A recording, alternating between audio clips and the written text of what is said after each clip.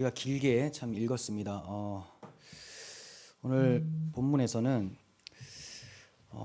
보셨다시피 이제 발람이라는 술사가 나오게 됩니다. 술사. 어떤 사람들은 이 거짓 선지자라고도 하는데, 저도 평상시는 거짓 선지자 발람 이렇게 표현을 하는데, 사실은 이제 선지자라는 단어를 사용하지 않고 뒤에 이제 여호수아 13장 22절인가요? 그쪽에 보면 이제 술사라는 단어를, 다른 단어를 쓰게 됩니다. 그러니까 이 사람은 점쟁이라는 거죠. 점쟁이. 이방 점쟁이입니다. 이 사람의 이야기가 상당히 많은 지면을 할애하고 있습니다. 22장부터 24장까지. 왜 이렇게 세 장에 걸쳐서 많은 지면을 할애하면서 기록을 하고 있는가? 너무나 중요하기 때문이겠죠. 자, 뭐가 중요하냐면, 자, 이 술사 발람이 하나님의 백성들이 지금 약속하신 땅으로 행진을 하고 있는데 거의 마지막에 다다랐어요. 마지막에. 그 마지막 다다라서 땅을 이제 요단강을 건너기만 하면 가나안 땅이 보이는 모압 평지에까지 와 있는데, 여기서 마지막 유혹을 하는 것이라고 할 수가 있습니다. 마지막 공격이 되겠죠. 그래서 마지막 찾아오는 사탄의 공격이라고 할 수 있기에 많은 분량으로 기록되어 있다라고 할 수가 있습니다. 자, 그러면 하나씩 살펴보시면, 이스라엘 백성들은 아모리 왕 시온과 또 바산 왕 옥을 격파함으로써 요단 동편의 넓은 땅을 차지하게 되었어요. 그들은 또다시 길을 떠나서 모압 평지라는 곳에 진을 치게 됩니다. 이 모압 평지라는 곳은 신명기 전체가 배경이 되는 곳이에요. 그러니까 모세가 이 모압 평지에서 설교를 잔뜩 하게 되고 거기서 죽습니다. 가나안 땅에 못 들어가고. 자, 그러니까 이제 가나안 땅이 눈앞에 보이는 그 평지까지 오게 된 겁니다.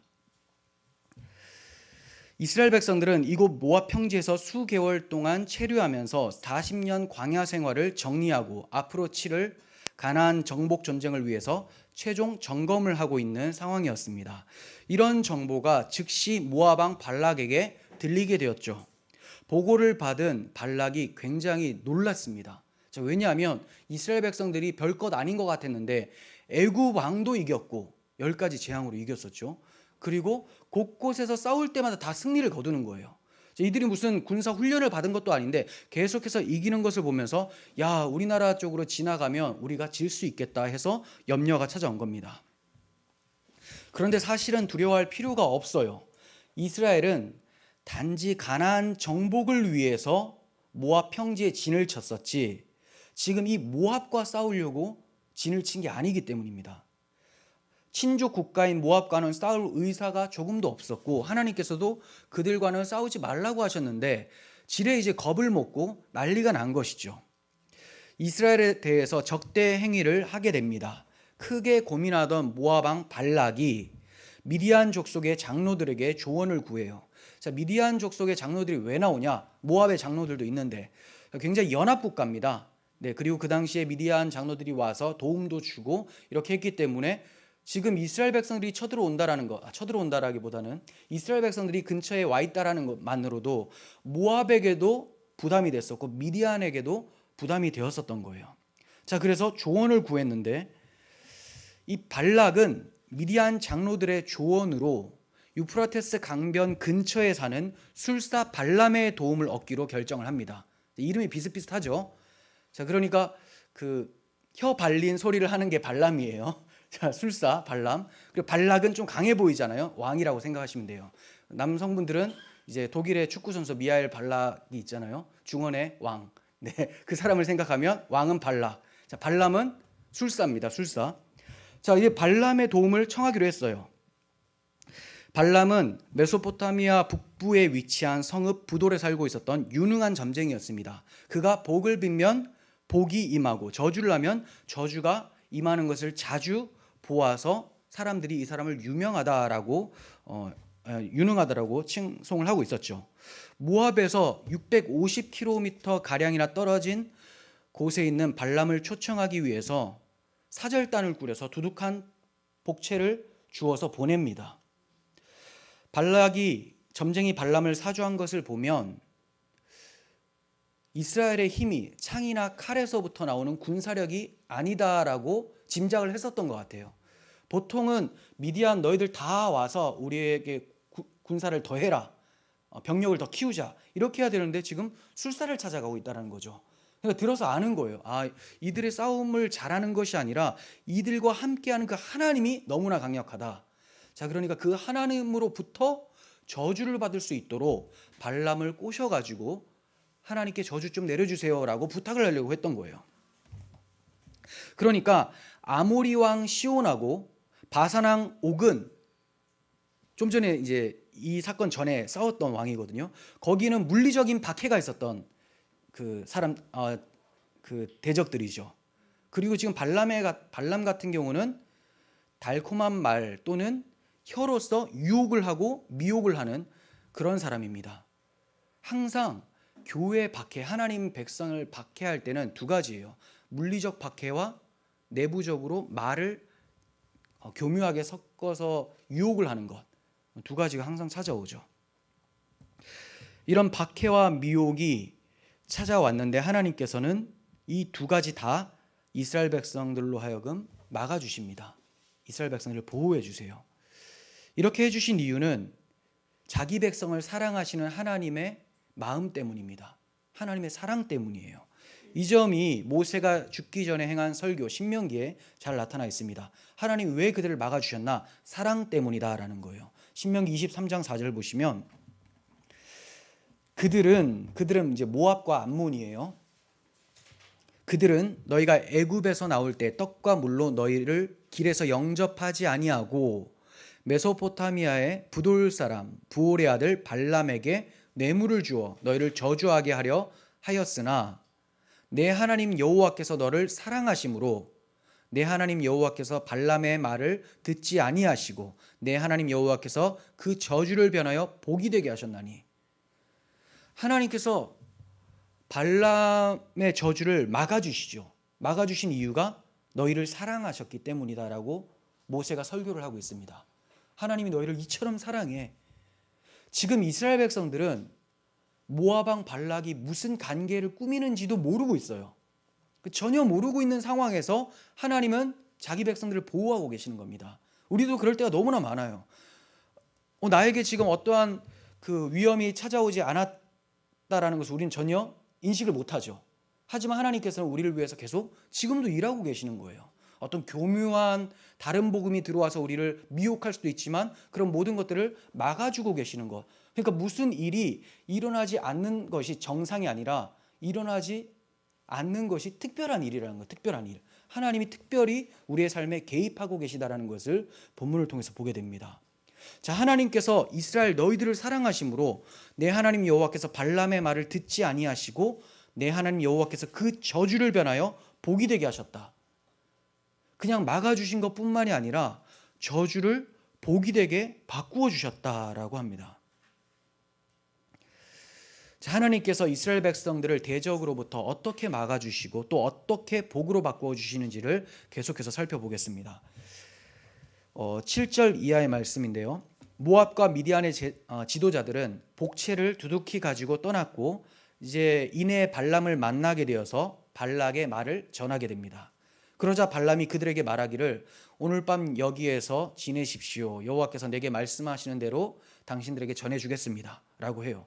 그러니까 오늘은 우리 집에서 자고 이 근처에서 자고 내가 밤에 기도해 볼 테니까 하나님을 만나서 얘기를 들으면 너희들한테 전해주겠다. 일단 있어봐라 라는 거죠. 그런데 여기서 발람이 무슨 표현을 하냐면 여호와께서 내게 말씀하시는 대로 이렇게 얘기를 해요. 여호와께서 내게 말씀하시는 대로. 자기가 뭐라고, 그죠? 이방 점쟁이잖아요. 하나님과 아무 상관이 없습니다. 하지만 마치 자신을 광명의 천사인 것처럼 자신을 하나님의 사역자인 것처럼 얘기를 하고 있습니다. 여호와께서 내게 말씀하시는 대로 자신의 권위를 많이 높이지만 결국 하나님의 뜻은 제대로 알지도 못하는 발람이라는 것을 우리는 이후의 모습을 통해서 보게 됩니다. 근데 이러한 모습은 이방인 술사 발람에게는 이해가 되지만 하나님의 백성 가운데 있는 선지자들, 이 선지자들이나 지도자들은 이러면 안 되잖아요. 하지만 이 발람의 모습이 이스라엘의 지도자와 선지자들에게 그대로 나타나는 것을 보게 되어져요. 미가서 3장 11절 보시면 그들의 우두머리들은 이스라엘의 우두머리들이에요. 뇌물을 위하여 재판하며 그들의 제사장은 삭슬 위하여 교훈하며 그들의 선지자는 돈을 위하여 점을 치면서도 여호와를 의뢰하여 이르기를 여호와께서 우리 중에 계시지 아니하냐 재앙이 우리에게 임하지 아니하리라 하는도다. 다 돈 때문에 자기를 위해서 막 하나님을 팔아먹는데 말은 그럴싸하게 한다는 거예요. 여호와께서 우리 중에 계신다. 나와 함께 하신다. 내가 듣고 얘기해 주겠다. 우리에게는 재앙이 임하지 않을 것이다. 거짓 예언을 하고 있습니다. 이스라엘 백성들만 그렇습니까? 발람이 그랬고 이스라엘 백성들이 그랬고 신약을 사는 오늘날 교회도 이러한 모습이 참 많습니다. 목사라는 사람들이 또 사역자라는 여러 사람들이 자기 유익을 위해서 돈을 위해서 이렇게 거짓을 증언하는 사람들이 참 많죠. 어떤 특별한 거짓말을 하지 않는다 할지라도 성경이 전파하고 있는 것을 왜곡해서 전하면 그게 거짓말이에요. 진리는 하나님의 말씀인데 이 진리를 조금이라도 왜곡을 한다면 그게 바로 거짓 증언을 하는 것이죠. 우리는 성경이 증거하는 예수 그리스도의 복음을 온전히 전파할 의무를 가지고 있습니다. 하지만 이 온전히 복음을 전파하면 사람들이 부담스러워하고 싫어할 사람들이 참 많아요. 좋아하는 사람들 극히 드문데 좋아하는 사람의 특징은 거듭난 사람들, 성령이 임해서 자기가 죄인임을 깨닫고 예수가 나에게 반드시 필요하다고 아는 사람들만 회개하라. 여러분 회개하십시오. 그리스도의 뜻대로 사십시오. 이걸 즐거워해요. 하지만 거듭나지 않은 사람들의 특징은 예수 그리스도를 미워합니다. 그리스도가 걸림돌이라고 얘기를 해요. 걸림돌. 회개에 대해서는 이제 그만 좀 외쳐라. 우리도 회개할 만큼 했으니까 이제 복 받는 얘기 좀 해달라라고 합니다.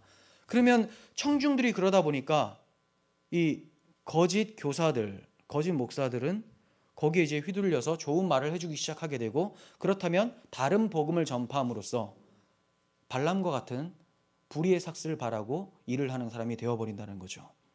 오늘날의 회복은 교회의 회복은 강단에서부터 일어나야 될 줄 믿습니다.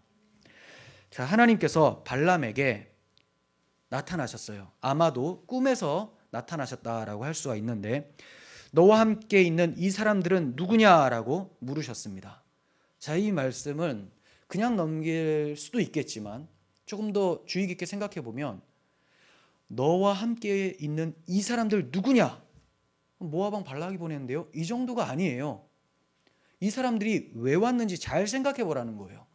이 사람들이 지금 돈 가지고 왔잖아요. 그리고 하나님의 선민, 하나님의 택하신 백성 이스라엘을 저주하라고 보낸 사람들이죠. 사탄의 하수 노릇을 하는 사람들, 이 사람들이 누구냐라고 물었다면 발람이 깜짝 놀랐어야 돼요. 아, 맞습니다, 주님. 제가 잘못했습니다. 그런데 지금 아무 하나님의 뜻은 모르고 그냥 대답을 해요. 모압 왕 발락이 보낸 자들인데 이스라엘을 저주해달라고 찾아왔습니다 하면서 마치 당당하게 얘기를 합니다. 그러자 하나님께서 저들과 함께 가지 마라. 이제 하나님 뜻을 정확하게 말씀해 주시죠. 저들과 함께 가지 마라. 그 백성에게 저주하지 마라. 그들은 복을 받은 백성이다 라고 말씀하십니다. 여기서 궁금한 게 있는 게 왜 하나님께서 이방 점쟁이에게 나타나셔서 말씀하시는가 하는 거예요. 하나님께서 이방 술사를 인정하시는 것인가? 그렇지 않죠. 온 세상의 모든 영역을 홀로 주관하시는 하나님께서는 원하시면 누구에게든지 얼마든지 나타나서 자유롭게 말씀하실 수 있음을 우리는 알아야 됩니다. 그것은 그 사람을 인정해서가 아니라 하나님 모든 피조물을 자기의 계획에 따라 사용을 하실 수 있다라는 것이죠. 하나님은 자기 백성 이스라엘과 관련된 문제이기 때문에 꿈을 통해서 이방 점쟁이 발람에게 나타나셔서 자기 백성을 보호하고 계시는 거예요. 물론 이방 점쟁이의 저주가 하나님의 백성들에게 어떠한 영향을 끼칠 수는 없습니다. 이방 점쟁이가 저주를 한다고 해서 하나님의 백성에게 끼쳐질 수는 없어요. 물론 점쟁이들이 저주를 한다면 그 영향력은 대단합니다. 왜냐하면 그들의 말을 마귀가 사용을 하기 때문에 그래요. 마귀도 힘이 있습니다. 공중의 권세를 잡았습니다. 하지만 그 대상이 하나님의 백성일 때는 불가능하다는 거죠. 만약에 그 영향이 미치게 된다면 그거는 하나님께서 마귀의 영향력을 허용하셨을 때만, 하나님이 자기 백성을 회초리로 훈련하시기 위해서, 성장시키기 위해서 허용하셨을 때만 마귀가 공격을 할 수 있는 것이지, 하나님이 허용하지 않으신다면 마귀는 털끝도 건드릴 수 없다라는 것을 우리는 성경에서 볼 수가 있죠.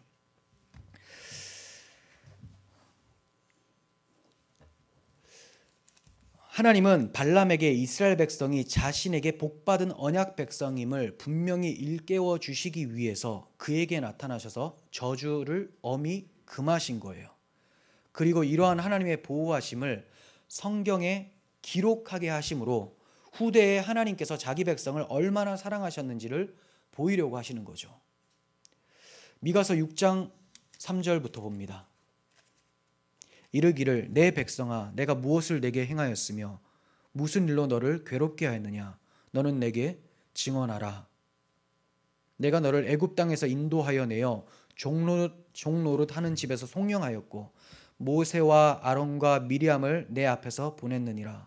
내 백성아 너는 모압 왕 발락이 꾀한 것과 부올의 아들 발람이 그에게 대답한 것을 기억하며 시딤에서부터 길갈까지의 일을 기억하라. 그리하면 나 여호와가 공의롭게 행한 일을 알리라 하실 것이니라. 무슨 말씀입니까? 하나님께서 광야에서 이스라엘 백성들을 이렇게 많이 도와주시고 보호해 주셨다. 이걸 지금 기록으로 남기고 있으니 미가 선지자가 이거 너희들 기억하고 있지 않냐?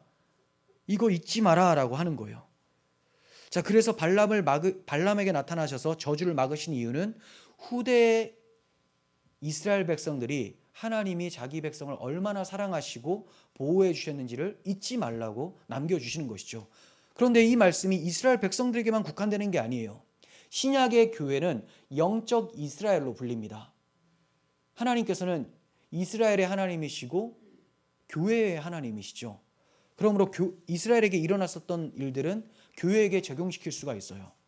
하나님께서는 우리의 영혼들, 우리가 하나님 나라 가기까지 그 걸음을 실족하지 않도록 하기 위해서 지금도 지켜주고 계시다라는 것을 본문을 통해서 알 수가 있습니다. 13절부터 14절 내용입니다. 발람이 아침에 일어나서 발락의 사절단에게 말을 합니다. 이제 여러분들은 돌아가십시오. 여호와께서 내가 여러분들과 함께 가기를 허락하지 않으셨습니다. 네, 굉장히 괜찮은 선지자처럼 얘기를 하죠. 이에 사절단이 발락에게로 돌아갑니다. 그래서 얘기를 하기를 발람이 우리와 함께 오기를 거절하였습니다 라고 보고를 해요. 보고를 받고 고민에 빠진 발락이 어떻게 하면 저 사람을 데리고 와서 이스라엘을 저주할 수 있을까? 이제 곰곰이 생각을 하다가 아마도 이제 추측을 해보면 이 사절단의 얘기를 들었던 것 같아요. 저 발람이 못 온다고 거절은 했지만 우리가 돈을 가지고 왔을 때 눈빛이 초롱초롱했습니다. 이런 이제 정보를 좀 들었던 것 같아요.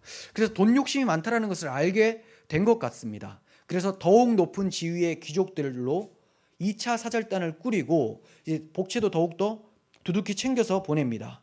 그리고 이렇게 전달하게 합니다. 주저하지 말고 내게 오시오. 내가 충분히 보답을 하겠어. 당신이 원하는 것은 무엇이든지 해줄 테니 어서 와서 이 백성을 저주해 주시오라고 또다시 얘기를 해요. 그러나 이것을 들은 발람은 사절단에게 이렇게 대답을 해요. 발락 왕이 은과 금으로 가득 차 있는 그의 집을 준다고 해도 나는 내 하나님이신 여호와의 명령을 어길 수 없습니다. 일단 오늘 밤은 전에 왔던 사람들처럼 여기서 지내십시오. 여호와께서 무슨 말씀을 하실는지 다시 한번 알아보겠습니다. 자, 이게 얼핏 보면 참 신실한 것 같고 그래요. 그런데 아주 교묘하죠. 느낌이 딱 오잖아요. 발락이 은과 금으로 진 집을 나에게 준다 해도 나는 내 하나님의 여호와의 명령을 어길 수가 없다. 자, 어길 수 없다라는 것은 그가 하나님의 뜻을 제대로 알고 사랑해서가 아니라 하나님께 얻어 터지는 것이 무서워서, 하나님의 진노가 무서워서 이렇게 일단 얘기를 했어요. 하지만 아쉬워요. 뭐가 아쉽냐? 돈 아쉽죠. 높은 지위 이런 거 준다고 했는데 아쉽습니다. 그래서 일단 오늘 밤은 전에 왔던 사람들처럼 여기서 지내라고 합니다. 자, 하루만 더 주면 내가 혹시나 하나님이 다른 소리를 하지 않으실까 해서 더 들어보겠다라는 거예요. 그래서 다시 한번 알아보겠습니다. 자, 이런 식으로 얘기를 하죠. 어떻게든 하나님께서 혹시나 가라고 하지 않을까 하는 기대감을 버리고 있지 않습니다. 겉으로 보면 이처럼 경건한 선지자가 없을 것 같아요. 그렇지만 발람은 자신의 마음을 감추고 경건한 척을 하고 있었던 거예요. 속내는 더욱더 많은 돈을 가지고 온 사절단을 환영했고 하나님의 뜻은 분명히 드러나 있었지만, 가지 말라는 것이었지만 복채를 챙기기 위해서 다시 한번 여쭈어 보겠다고 말을 한 것입니다. 그가 진정으로 하나님을 섬기는 선지자였다면 후에 미디안을 칠 때 이스라엘 백성이 발람을 칼로 죽이지는 않았을 거예요. 나중에 죽이게 됩니다. 하나님의 진짜 선지자였다면 하나님이 죽이지 말라고 하셨겠죠. 근데 그가 죽는 이유는 가짜였다는 것이 드러나는 겁니다. 우리는 발람과 같이 경건한 말을 하는 거짓 선생들이 있다는 것을 주의해야 합니다. 그럴싸하게 말은 하지만 그들의 속내는 자기 이익을 위함이에요. 바울 사도는 이 점을 주의하라고 권면합니다. 고린도후서 11장 14절. 이것은 이상한 일이 아니니라. 사탄도 자기를 광명의 천사로 가장하나니 그러므로 사탄의 일꾼들도 자기를 의의 일꾼으로 가장하는 것이 또한 대단한 일이 아니니라. 그들의 마지막은 그 행위대로 되리라. 사탄의 일꾼이 사탄의 일꾼처럼 일을 하잖아요. 그러면 실패해요. 누가 봐도 사탄 같으니까. 그래서 사탄의 일꾼들은 의의 일꾼처럼 행동을 합니다. 이단들이 더 참돼 보이고 경건해 보이기까지도 하죠. 사이비들 말고요. 사이비는 교주가 있는 걸 이제 사이비라고 하죠. 교주가 없지만 다른 복음을 전하면 이제 이단인데요. 이단 중에서는 굉장히 경건해 보이는 이단들도 있어요. 그런데 속아 넘어가서는 안 된다는 거죠. 성경이 무엇을 말하는지 우리가 계속 연구하고 고민하지 않으면 그들의 말에 넘어갈 수도 있다는 겁니다. 자, 20절. 그날 밤에 하나님께서 발람에게 나타나셔서 말씀하십니다. 이 사람들이 너를 부르러 왔다면 따라가거라. 그러나 너는 오직 내가 시키는 말만 해야 된다. 자, 따라는 가되 시키는 말만 해야 된다라고 해요. 하나님께서 왜 가라고 하셨을까요? 처음에 발람에게 나타나셔서 말씀하실 때는 발락의 간계를 막으시는 것으로 그쳤지만, 가지 마라 하면서 막으시는 것으로 그쳤지만, 이제는 적극적으로 악을 선으로 바꾸시려고 발람을 보내는 거예요. 자, 무슨 말이냐? 발람이 가서 저주를 하게 되겠죠. 저주를 하려고 할 때 다음 장에 보면 입을 바꿔버려서 축복을 하게 만들어 버립니다. 축복.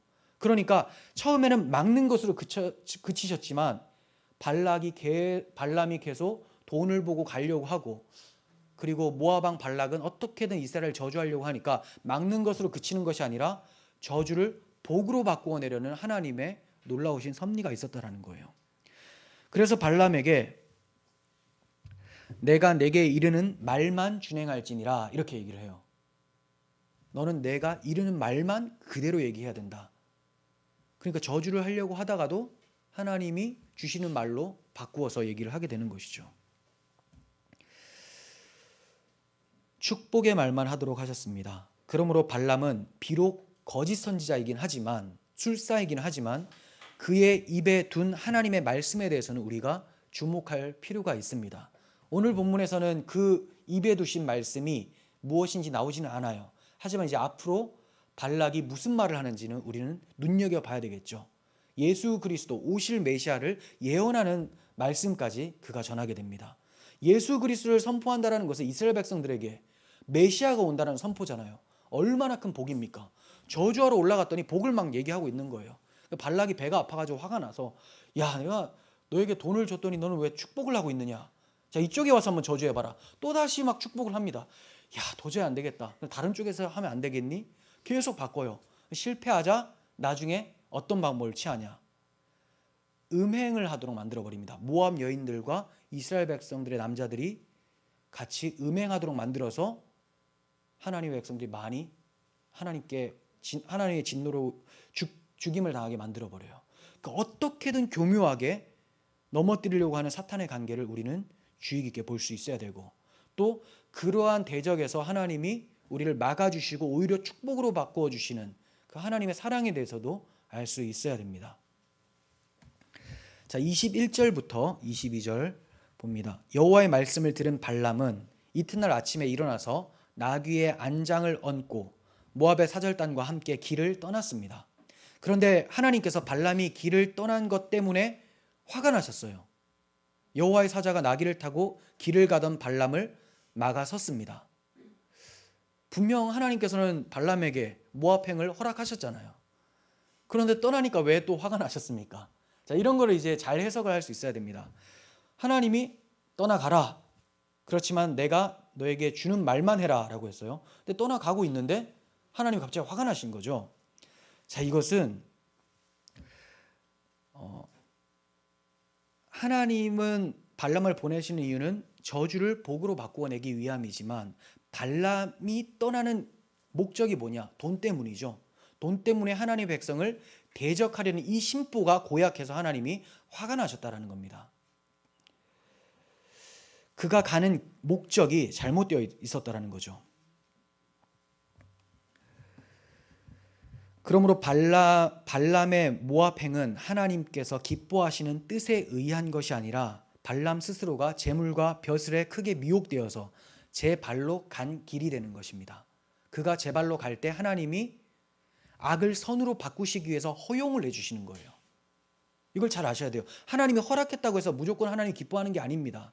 예를 들면 이스라엘의 초대 왕이 누굽니까? 사울이죠. 사울. 역사적으로는 초대 왕이 사울이지만 하나님이 보실 때 초대 왕은 다윗이에요. 왜냐하면 사울 왕은 하나님이 세우시지 않았기 때문에 그래요. 물론 하나님께서 사울 왕을 세우라고도 하세요. 근데 그 이유는 이스라엘 백성들이 계속 세워달라고 얘기를 하니까 막 보채니까 그러면 이방 왕과 같은 너희들이 보기에 멋있는 왕 한번 세워봐 줄게. 이 왕의 결말이 어떻게 되는지 한번 보고 정신 차려라 해서 주신 겁니다. 그러니까 사울 왕을 주신 것은 하나님의 뜻이 아닌 것이죠. 그들이 계속 보채서 하나님이 허용을 해주신 거예요. 허용. 마찬가지입니다. 발람이 길을 가는 것은 하나님이 원해서가 아니라 그가 악을 행하면서 고집스럽게 가려고 했던 것을 허용하시면서 그의 악을 선으로 바꾸어서 저주를 축복으로 바꾸어 내시기 위함에서 허락하셨다는 겁니다.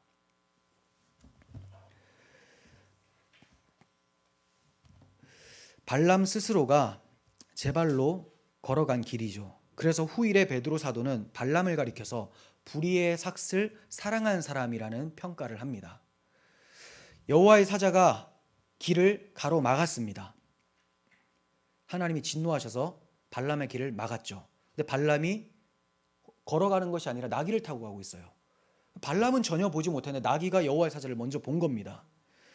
그래서 여호와의 사자를 봤더니 손에 칼을 들고 길을 막고 서 있었기 때문에 나귀가 너무나 놀라서 길에서 벗어나 밭으로 가버린 거죠. 길이 아닌 곳으로 가버리니까 영문을 몰랐던 발람이 화가 나서 나귀를 때려서 억지로 다시 길로 바꾸어냅니다. 왜 글로 간지를 전혀 모르는 거예요. 이놈이 왜 이러나 하면서 막 때린 거죠. 다시 아프니까 다시 길로 왔는데 얼마 후에 여호와의 사자가 다시 양쪽에 담이 있는 좁은 길로 들어가서 딱 가로막고 있는 거예요. 칼을 들고. 이번에도 나귀는 여호와의 사자를 봤습니다. 그래서 나귀는 담벼락에 바짝 붙어서 걸어갔어요. 앞으로 가면 죽으니까 칼을 들고 있으니까 바짝 붙어서 걸어갔습니다. 자, 바짝 붙어서 걸어가니까 나귀를 타고 있었던 발람의 다리가 벽에 긁히겠죠. 얼마나 열받겠어요. 아우 아파. 이놈 하면서 또 때려요. 그리고 이제 여호와의 사자가 다시 앞으로 가서 좁은 길로 가서 가로막고 섰습니다. 너무나 좁은 길이라서 오른쪽으로도 왼쪽으로도 치우칠 수가 없는 그런 상황이었어요. 그러자 나귀가 갈 수가 없으니까 납작 엎드립니다. 그냥 발람을 태운 채로 바로 엎드려 버렸어요. 그러니까 발람이 화가 나서 뭐 이런 것이 다 있나 하면서 또 때려요. 일어나라고. 자, 그때 여호와께서 나귀의 입을 열어, 자, 웃기죠 여기. 자, 나귀의 입을 열어 발람에게 말하게 하셨습니다. 자, 우리는 웃기지만 믿습니다. 자, 믿어요. 아니, 천지를 창조하신 이가 어떻게 짐승에게 말하게 하는 게 이게 어려운 일이 전혀 아니잖아요. 근데 너무나 참 기적적인 일이니까, 일어나지 않는 일이 발생했으니까 우리가 좀 웃긴데, 자, 왜 이렇게 웃긴 일이 일어나느냐? 나귀보다 못한 발람을 깨우치기 위해서 하나님이 짐승에게 말을 해서라도 창피함을 주시는 거예요. 자, 그래서 나귀가 입을 열어서 말을 하기에 내가 무슨 일을 했기에 당신이 3번씩이나 나를 때립니까? 이렇게 얘기를 합니다. 그러자 발람이 네가 나를 데리고 놀지 않았느냐? 내가 칼을 가지고 있었다면 당장 너를 죽여버렸을 것이다. 무슨 자기가 김유신인 것 같아요. 그러자 나귀가 발람에게 말을 합니다. 나는 주인님의 나귀고 주인님을 오랫동안 태우고 다녔고 주님께서는 나를 타고 다녔지 않습니까? 그런데 제가 한 번이라도 이렇게 행한 적이 있었습니까? 라고 나귀가 물었습니다. 그러자 발람이 아니 생각해 보니까 그런 적 없네 이렇게 얘기를 해요. 나귀와 발람의 차이가 무엇일까요? 나귀는 본 것을 발람은 못 보고 있어요. 나귀는 여호와의 사자가 길을 막고 서 있는 것을 보고 이리저리 3번이나 피하다가 결국에는 엎드리고 말았는데, 선지자라고 자처하던 발람은 전혀 보지 못하고 나귀를 때리고 있는 거죠. 참 어리석고 우둔합니다.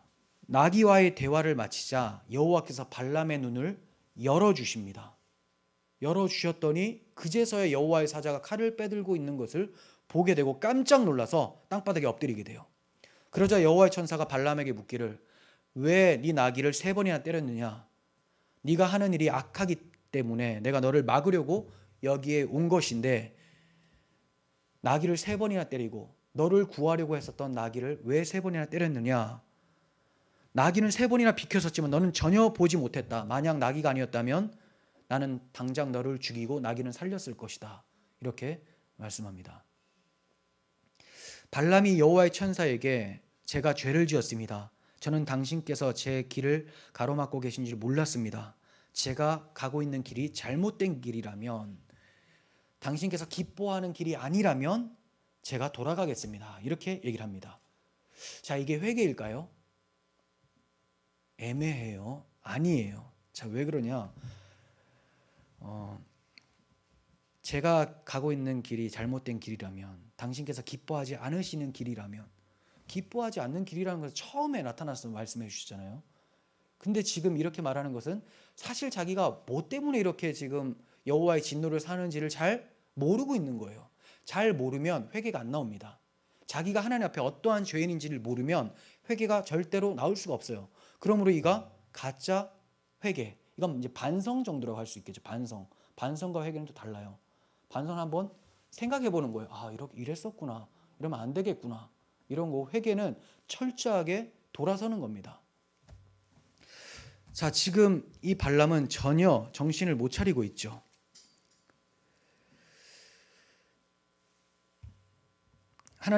여호와의 사자께서 이 사람들과 함께 가라. 그러나 너는 오직 내가 너에게 시키는 말만 해야 된다라고 또다시 당부합니다.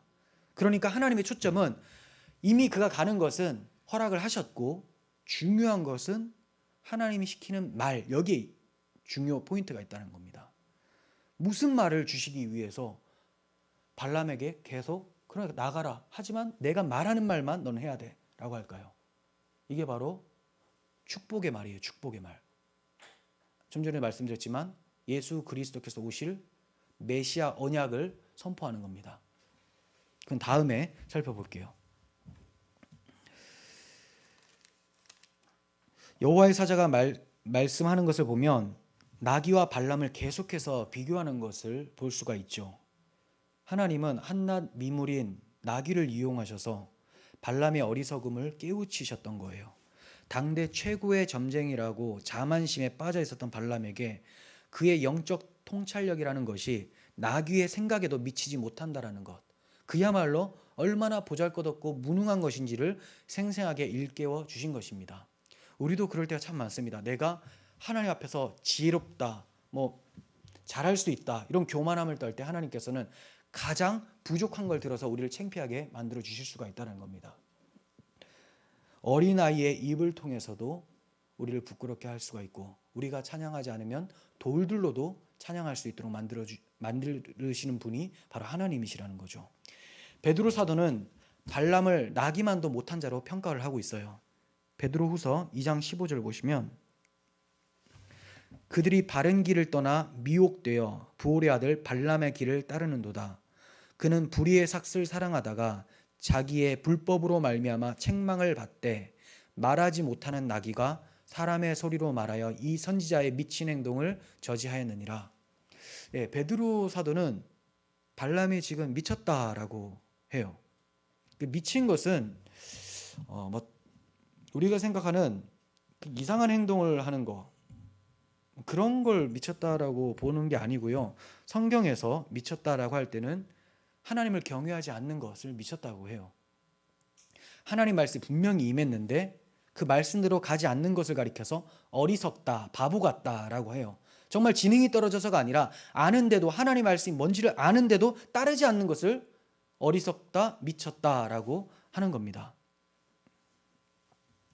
그럼 그가 어디에 지금 미쳐 있을까요? 돈이죠. 탐욕의 눈이 멀어 있는 거예요. 나기조차 볼 수 있었던 여호와의 사자를 탐욕 때문에 전혀 볼 수가 없었습니다. 세속적이고 탐욕스러운 사람은 하나님의 속내를 알 수 없고 하나님의 징계도 알지 못합니다. 하나님 회초리를 대시려고 문 앞에까지 와 계심에도 불구하고 모르고 그냥 살아가게 된다는 거예요.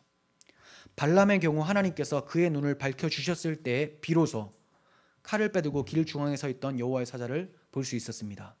그러니까 발람이 대단해서 여호와의 사자를 본 것이 아니라 하나님이 눈을 열어주시니까 그제서야 보게 되었다는 겁니다.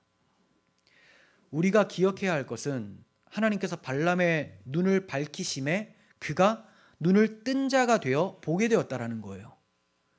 본문에서도 눈을 뜨게 되어 여호와의 사자를 보게 된 것이고, 이후에 발람이 이스라엘을 보고 그들을 향하여 저주하려고 했을 때에도 하나님께서 눈을 열어주시자 비로소 이스라엘이 여호와께 복받은 민족이라는 것을 정확하게 보게 됩니다. 자, 이 점을 민수기 24장 4절 5절 봅니다. 하나님의 말씀을 듣는 자, 전능자의 환상을 보는 자, 엎드려서 눈을 뜬 자가 말하기를 야곱이여 내 장막들이, 이스라엘이여 내 거처들이 어찌 그리 아름다운고. 지금은 이 발람의 눈이, 지금 이 24장의 발람의 눈은 여호와의 사자를 보지 못하던 발람의 눈과는 다릅니다. 하나님이 열어주신 눈이에요. 그는 절대로 이스라엘을 이렇게 고귀하고 아름답게 볼 수 없는 눈을 가졌어요. 탐욕 때문에. 하나님의 백성의 복이 얼마나 큰지를 전혀 볼 수 없었는데 하나님께서 자기 백성을 축복하시기 위해서 이 악인의 눈까지도 열어주셨다는 거죠.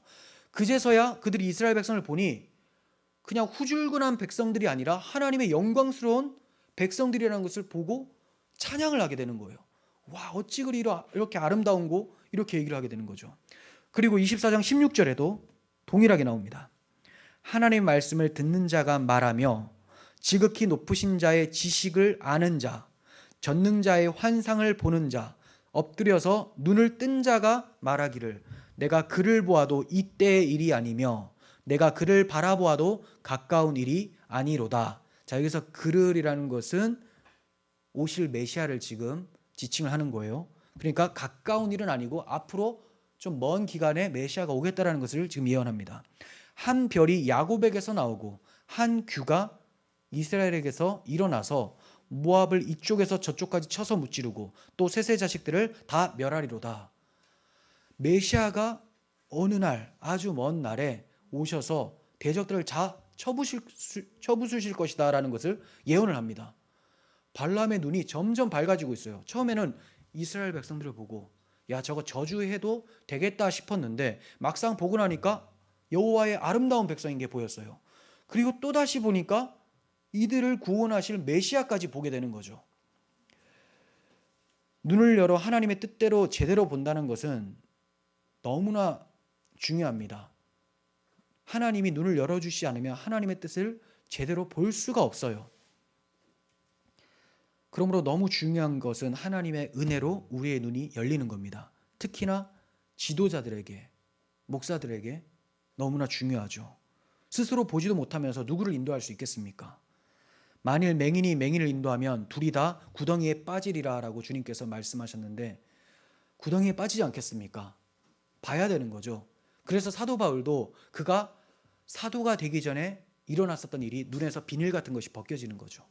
그리고 성경을 봤더니 예수 그리스도가 보이는 거예요.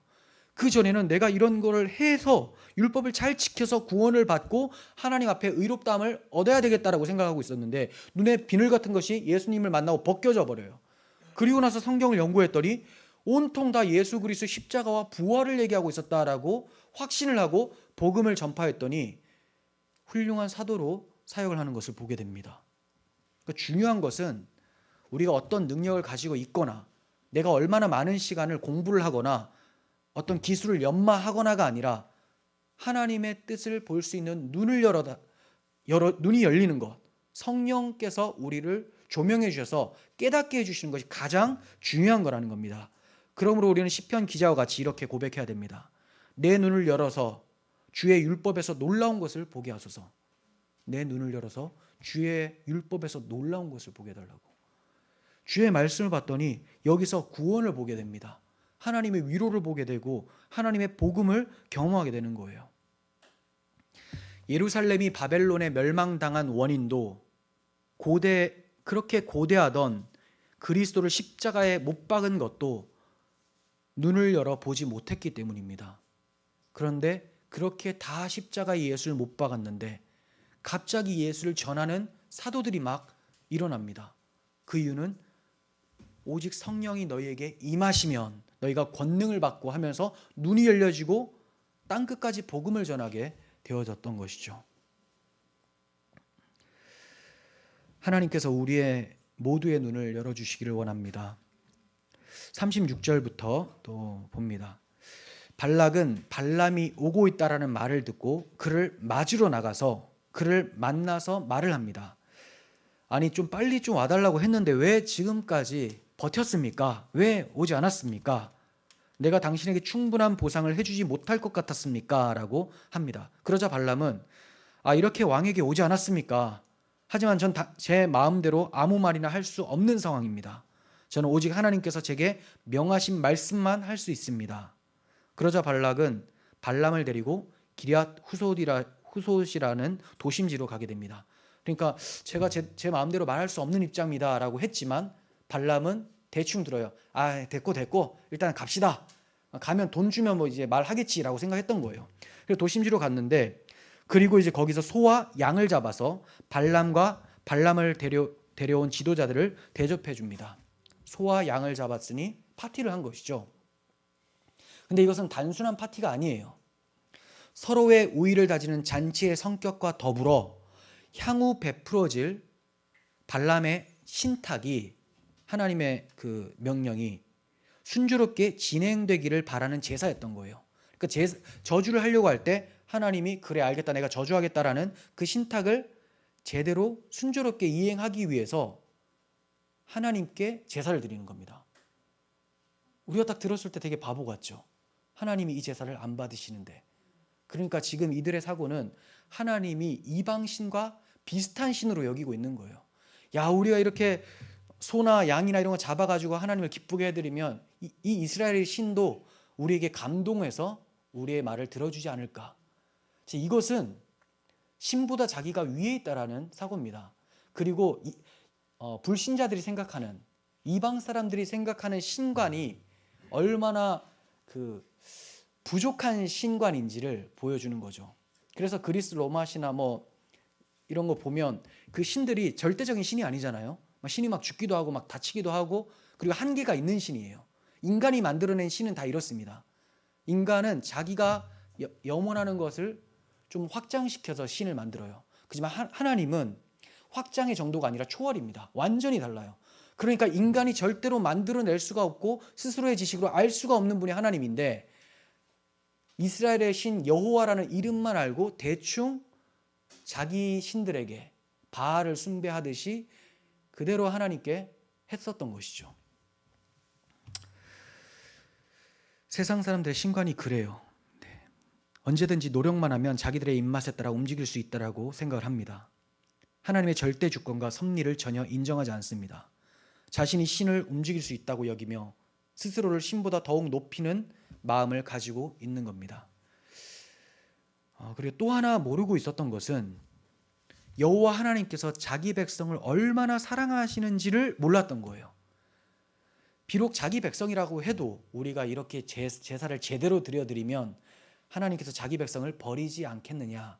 왜냐하면 이방 신이 그랬거든요.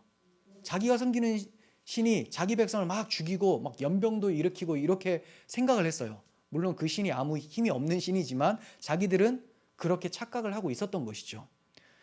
그러니까 자기들이 하나님을 돈으로 사주할 수 있다라고 생각했던 거예요. 광야 40년을 이스라엘 백성들을 위해서 함께 하신 하나님의 사랑을 알 턱이 없었습니다. 무지함이 무모한 행동을 자아냅니다. 이들이 얼마나 무지합니까? 그리고 얼마나 무모한 제사를 드렸습니까? 발락이 지낸 제사는 우상 숭배였을 뿐입니다. 또 하나 생각할 점이 있는데, 선지자 발람이 올 때 발락이 극진히 대접하는 모습을 보게 되죠. 막 앞에까지 뛰어나갑니다. 마중 나가요. 자, 이런 모습을 보면서 오늘날 거짓 선생들이 추앙받는 것과 비슷하다고 생각이 되어져요. 누가복음 6장 26절에서 모든 사람이 너를 칭찬하면 화가 있도다. 저희 조상들이 거짓 선지자들에게 이와 같이 하였느니라. 거짓 선지자들의 인기가 참 많았습니다. 돈 벌고 싶으면 거짓 선지자가 돼야 돼요. 그리고 뺨 맞고 싶으면 참 선지자가 돼야 됩니다. 네, 그래서 미가야라는 참 선지자가 뺨도 맞고 시드기야가 아니라 예레미야도 옥에 갇히고 아주 수모를 많이 겪었죠. 하지만 사람들이 듣고자 하는 것을 말해주는 거짓 선지자들은 인기가 참 많았습니다. 그렇게 인기가 많고 사람들이 너희를 칭찬하면 그거 위험한 거다. 네가 가짜라는 증거다라고 예수님께서 말씀해 주셨습니다. 왜 세상이 거짓 선생들을 칭찬합니까? 자기들이 듣고 싶은 것을 잘 얘기해 주니까. 많은 사람이 우리를 칭찬할 때 무엇 때문에 칭찬하는지를 주의해서 볼 필요가 있어요. 우리가 정말 그리스도인답게 경건하게 살고 많은 선행을 베풀어서 칭찬을 한다면 네, 좋습니다. 그런데 우리가 그들과 대화를 할 때 자기들과 별반 차이가 없고 세속적인 그들의 마음을 잘 긁어주기 때문에 우리를 칭찬한다면 우리가 가짜입니다. 41절, 아침에 발락이 발람을 인도하여 함께 바알의 산당에 올랐습니다. 이것은 발람의 정체가 그대로 드러난 것이죠. 결국 바알의 산당에 올라가는 거짓 술사였다라는 것을 보게 됩니다.